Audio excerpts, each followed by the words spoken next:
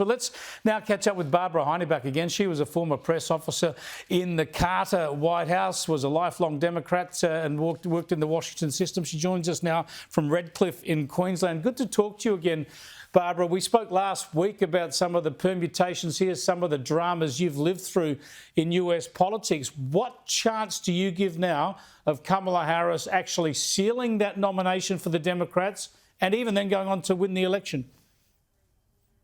To seal it somewhere between 49, maybe 50%.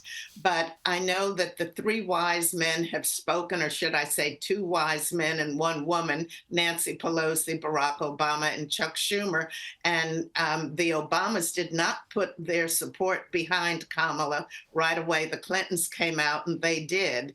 And I'm wondering if the Democrats aren't going, or these three are not going to do to Kamala what they did to Biden, which is more or less hoist by your own petard. I think the more people hear her with her salad speech and her garbled language, the sooner they're going to realize and understand that she really cannot master the job under any circumstances. Yeah. And if that happens, then we're going to have to look at not only who she chooses as a vice president, but will she even get to do that? Because come the convention, if it becomes an open convention, then all bets are off.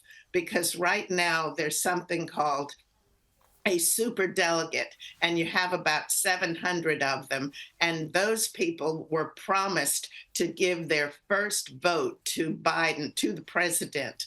And if he remains until the end of his term, they're going to have to cast that vote to him unless they change the rules. And I know that behind closed doors, there are many who are trying to change those rules. And I don't see that Kamala has a prayer of being elected the next president. The one thing she could do maybe is to bring in Gavin Newsom.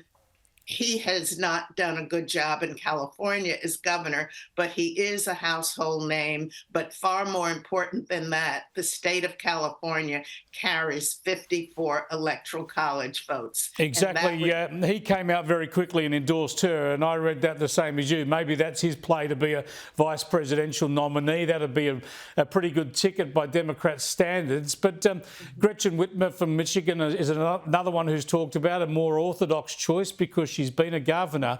But what about the wild card? Tell me about Michelle Obama. Of course, she's never been an elected official, but she's lived for 8 years in the White House. She's an accomplished woman. She's published a best-selling, an attorney, of course, but published a best-selling biography and the like. And, of course, her husband had only been in the Senate for 3 years, I think, when he became president. And Donald Trump had never been an elected official. So is that the Hail Mary pass from the Democrats?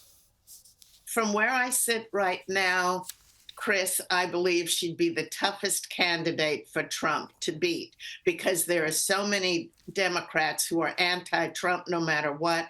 And the Obamas are so loved in America that I think they would even bring out their puppy dogs to try to get them signed up to vote. And as many people, as many Democrats, whether they're illegal, legal, or whatever. And I think that would be very interesting.